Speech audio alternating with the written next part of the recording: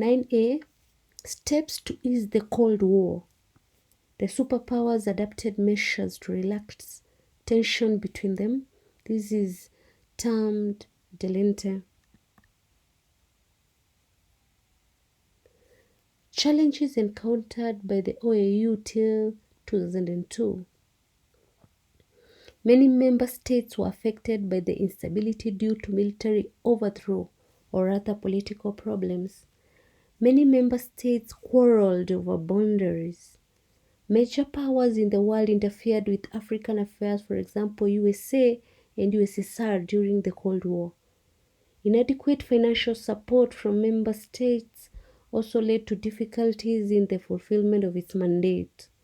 The OAU also lacked a mechanism to enforce its decisions, as it had no permanent army. The all-African scope of the OAU often came into conflict with regional opinions and interests. The Arab League members such as Egypt, Algeria, and Morocco often found themselves torn between supporting the OAU and the Arab League. African states were divided by capitalism and communism. Many OAU member states gave priority to their national interests at the expense of the continental interests. Some leaders like Idi Amin of Uganda violated the rights of their own citizens and continued attending the OAU summits without being reprimanded by fellow leaders. Differences between the OAU and the African Union. The AU challenges the principle of non-interference in member countries that was emphasized by the OAU. The AU is envisaged as a union of African people. Unlike the OAU, which was seen as an organization of African executives, the AU has ambitious agenda of accelerating growth and eradicating poverty. The AU has the accountability mechanism which involves peer review among member states. The AU proposes to establish a Peace and Security Council with a standing army. The AU proposes to establish a Peace and Security Council with a standing African army. 6A. Objectives of the AU: to achieve greater unity and solidarity among African people and countries, to defend the sovereignty, integrity, and independence of African states, to accelerate political, social, and economic integration, to promote African common positions on issues of interest, to encourage international cooperation, to promote peace, security, and stability on the continent, to promote democratic principles and institutions, popular participation, and good governance, to promote and protect human and people's rights, to establish necessary conditions which enable the continent to play its rightful role in the global economy and international negotiations, to coordinate and harmonize the policies between the existing and the future regional economic communities for the gradual attainment of the objectives of the Union,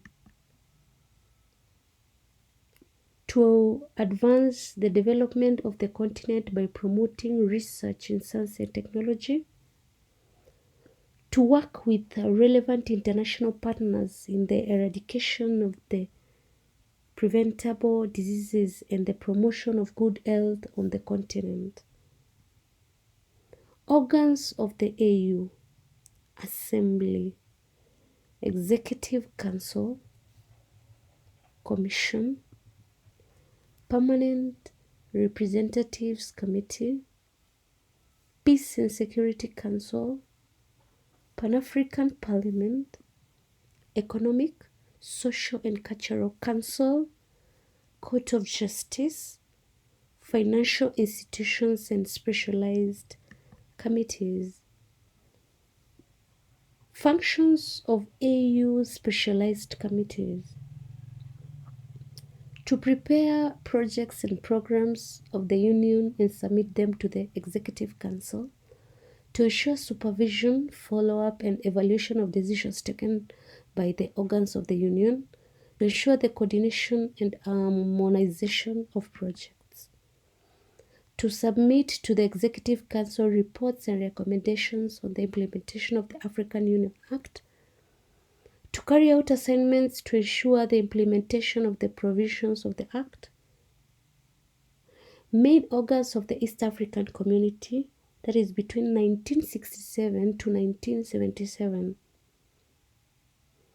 The East African Authority, the East African Legislative Assembly, the Secretariat, the Common Market Council, the Common Market Tribunal. Objectives of the EAC, that is from 1967 to 1977, to promote trade among the East African countries, to provide common services in East Africa,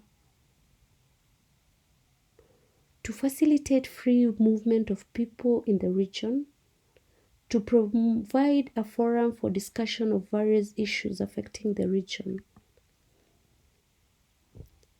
Benefits of the EAC to the member states up to the 1977. It established common services to promote justice, regulate industrial relations, standardize examinations, and boost transport and banking services. For example, the East African Court of Appeal, East African Industrial Court, East African Examinations Council, East Africa Railway Corporation, and East African Development Bank. The region provided a wider market. It provided a forum of discussing various issues affecting the region. It facilitated the movement of people in the region.